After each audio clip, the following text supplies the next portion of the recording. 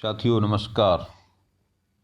आज हम कुछ प्रश्नों की बात करेंगे। यहाँ पे देखिए, पहला प्रश्न हमको यहाँ दिख रहा है प्रश्न बैंक के अध्याय 6 का 6वां प्रश्न। इसमें है अपक्रिया ऊष्मा और दहन ऊष्मा को परिभाषित करना है।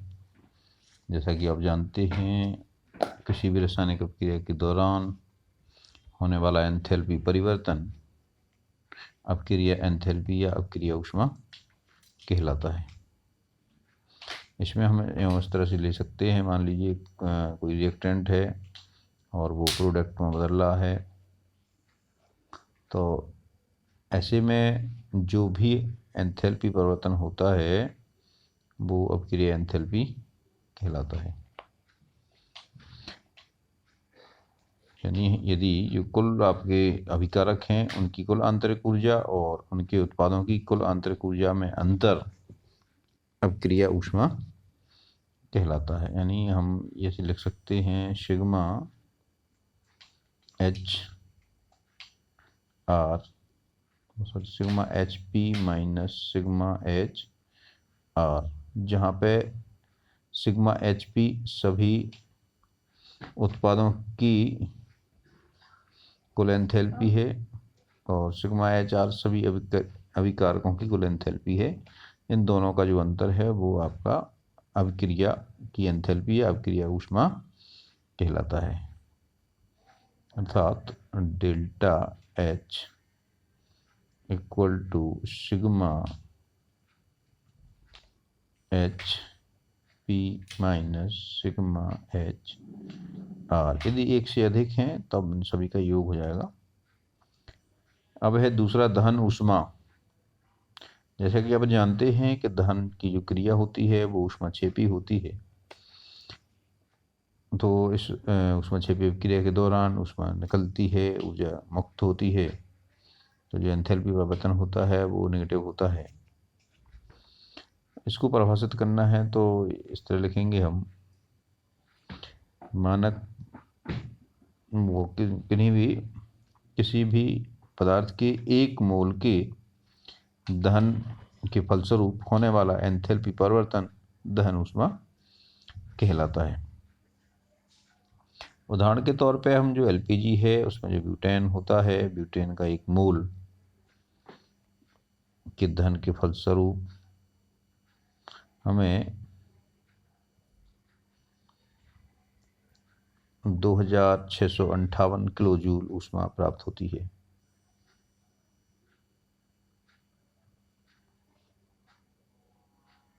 इसमें हमें रिएक्शन होती है, तो इसमें हमें इस अपक्रिया के दौरान जो एंथैल्पी परिवर्तन होता है कितना होता है, -2658 किलो जूल, यानी 2658 किलो जूल प्रति मोल इसका एंथैल्पी परिवर्तन है। तो ये 1 मोल ब्यूटेन के दहन से ऊष्मा प्राप्त होती है, इसलिए ब्यूटेन की दहन ऊष्मा हो जाएगी -2658.0 किलो जूल पर मोल। ये दहन ऊष्मा हो गई, अर्थात किसी पदार्थ के 1 मोल के ऑक्सीजन से पूर्णतः क्रिया कराने के दौरान उत्पन्न ऊष्मा उसकी दहन ऊष्मा कहलाती है। प्रश्न क्रमांक 7 में है ऊष्मागतिकी का प्रथम नियम का समीकरण लिखिए एवं परिभाषित कीजिए। रासायनिक अपक्रिया द्वारा इसको प्रमाणित कैसे किया जा सकता है। देखिए, ऊष्मागतिकी के प्रथम नियम को हम ऊर्जा संरक्षण का नियम भी कहते हैं। इस नियम के अनुसार ऊर्जा ना तो उत्पन्न हो सकती है और ना ही नष्ट, यानी ऊर्जा को ना तो उत्पन्न किया जा सकता है और ना ही नष्ट किया जा सकता। इसे केवल एक रूप से दूसरे रूप में बदला जा सकता है। इसका जो गणितीय समीकरण है, गणितीय रूप है, वो इस तरह है, डेल्टा E बराबर Q माइनस W। अर्थात किसी निकाय को Q ऊष्मा देने पे 2 काम होते हैं। एक तो उसकी आंतरिक ऊर्जा में परिवर्तन होता है और दूसरा उस पर दाब आयतन कार्य किया जाता है, या फिर निकाय द्वारा भी ये दाब आयतन कार्य किया जा सकता है। तो इसको हम एक उदाहरण से समझ सकते हैं, और इसको रासायनिक अपक्रिया के दौरान ऊर्जा संरक्षित रहती है, इसको भी हम समझ सकते हैं। इसके लिए हम मान लें कि प्रारंभिक अवस्था में उस किसी पदार्थ की आंतरिक ऊर्जा है E1 और दूसरी जो अवस्था है इसकी, उसमें आंतरिक ऊर्जा है E2। ऐसे में E1 स्थिति के पदार्थ को Q ऊष्मा दी और उसके द्वारा W कार्य किया गया, तो E2 बराबर हो जाएगा E1 + Q + W। ये इसको हम E2 माइनस E1 को इस तरफ ले आएंगे, तो E2 माइनस E1 बराबर हो जाएगा Q + W, और हम इसको क्या लिख सकते, डेल्टा E। तो डेल्टा E बराबर Q + W। ये आपका ऊष्मागतिकी का प्रथम नियम हो गया। अब हम इसको रासायनिक अपक्रिया द्वारा कैसे इसको प्रमाणित करेंगे, तो देखिए, आपने जूल का नियम पढ़ा होगा। जूल के नियम के अनुसार यदि हम किसी निकाय पर 4.183 जूल काम करें, यानी इतने जूल कार्य करेंगे, तो 1 कैलोरी ऊष्मा उत्पन्न होती है। यानी 4.183 जूल कार्य करने पे 1 कैलोरी ऊष्मा, यानी 1 कैलोरी ऊर्जा उत्पन्न होती है। अर्थात ये सिद्ध करता है कि हम कार्य को ऊर्जा में बदल सकते हैं। और इसको प्रमाणित करने के लिए एक और एग्जाम्पल हम यहाँ लेते हैं। जैसे जल को वियोजन करने के लिए, इसको उसके अवयवी तत्वों में वियोजित करने के लिए हमें 286.4 किलो जूल प्रति मोल ऊर्जा की आवश्यकता होती है। इतनी ऊर्जा देने पर ये अपनी अवयवी गैसों हाइड्रोजन और ऑक्सीजन में अपघटित हो जाता है। कितनी ऊर्जा देना पड़ती है अपघटित करने के लिए, 286.4 किलो जूल।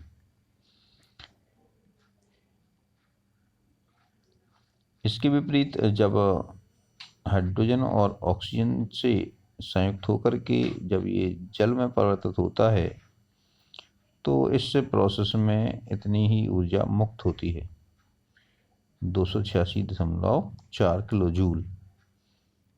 इससे सिद्ध होता है कि ऊर्जा संरक्षित रहती है, केवल ये एक रूप से दूसरे रूप में बदल जाती है। जैसा कि आपने यहाँ देखा, हाइड्रोजन और ऑक्सीजन के संयोग से जल बनने की क्रिया में 286.4 किलो जूल ऊष्मा, यानी 286 किलो जूल पर मोल ऊष्मा का परिवर्तन होता है। यानी इसमें इतनी ऊष्मा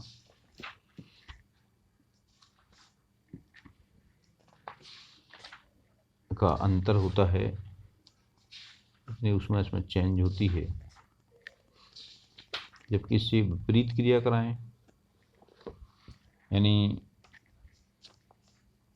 जल को अपने अवयवी परमाणुओं में वियोजित कराएं, तो हमें इतनी ही ऊर्जा, यानी 286.4 किलो जूल ऊर्जा की आवश्यकता होती है। यानी इसमें ये इतनी ऊर्जा उत्पन्न होती है, 286.4 किलो जूल प्रति मोल। और इससे विपरीत क्रिया कराएं, यानी जल का अपघटन करके H2 और O2 गैस प्राप्त करें, तो इसमें इतनी ऊर्जा लग जाती है। मतलब ये जो ऊर्जा है इसमें कहीं ना कहीं संचित हो जाती है। तो इस तरह से ये सिद्ध होता है कि ऊर्जा संरक्षित रहती है, यानी ऊर्जा को हम केवल एक रूप से दूसरे रूप में बदल सकते हैं, इसको उत्पन्न या नष्ट नहीं कर सकती। अब हम देखें यहाँ पे हैस का नियम, ये भी काफी महत्वपूर्ण नियम है। हैस ने ऊष्मागतिकी के संबंध में एक नियम दिया, जो कि हमें ये बताता है कि किसी विक्रम में उत्पन्न या अवशोषित ऊष्मा समान रहती है, चाहे वह विक्रम एक पद में हो या कई पदों में संपन्न हो।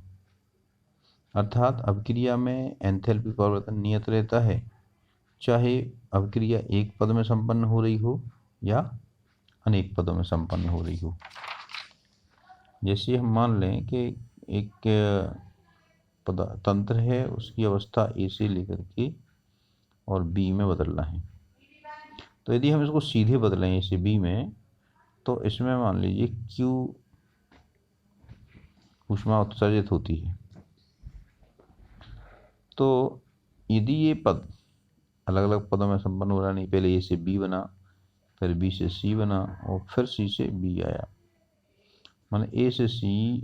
देखिए फिर से देख लें अपन, यहाँ पे मान लीजिए दो अवस्थाएं हैं ए और बी, इनके बीच में जो एंथैल्पी का अंतर है, एंथैल्पी परिवर्तन है, वो कितना है Q। यानी हम ये मान सकते हैं कि ए बराबर मान ए से चेंज होता है बी प्लस Q में, Q ऊष्मा निकलती है, बी उत्पाद बनता है।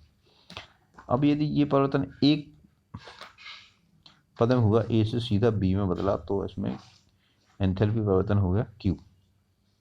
यदि हम यही परिवर्तन एक पद में ए टू सी करें, फिर सी टू डी करें, सी से डी करें और फिर डी से फिर बी आए, यानी ये अभिक्रिया कितने पदों में होगी, 3 पदों में संपन्न हो गई। तो इसमें मान ले हम कि ए से सी Q1 ऊष्मा परिवर्तन होगा और सी से डी में Q2 और डी से बी में Q3। तो Q बराबर Q1 plus Q2 plus Q3 होगा। यही हेस का नियम है। यानी हेस के नियम के अनुसार ये होता है कि जो ऊर्जा परिवर्तन है या जो ऊष्मा है, ऊष्मा का आदान प्रदान है, ये केवल अवस्था पर निर्भर करता है। ये इस बात पर निर्भर नहीं करता कि परिवर्तन एक पद में हुआ है या अनेक पदों में। उदाहरण के लिए हम यहाँ पे बात करते हैं, जैसे कार्बन का जो रूप है ग्रेफाइट, ग्रेफाइट को ऑक्सीजन के साथ जलाने पर यदि कार्बन डाइऑक्साइड गैस बनती है, तो जो एंथैल्पी परिवर्तन होता है डेल्टा एच, वो होता है -393.5 किलो जूल। यदि यही क्रिया पहले कार्बन मोनोऑक्साइड बने से, तो इसमें डेल एच 1 बराबर होगा -111.5 किलो जूल।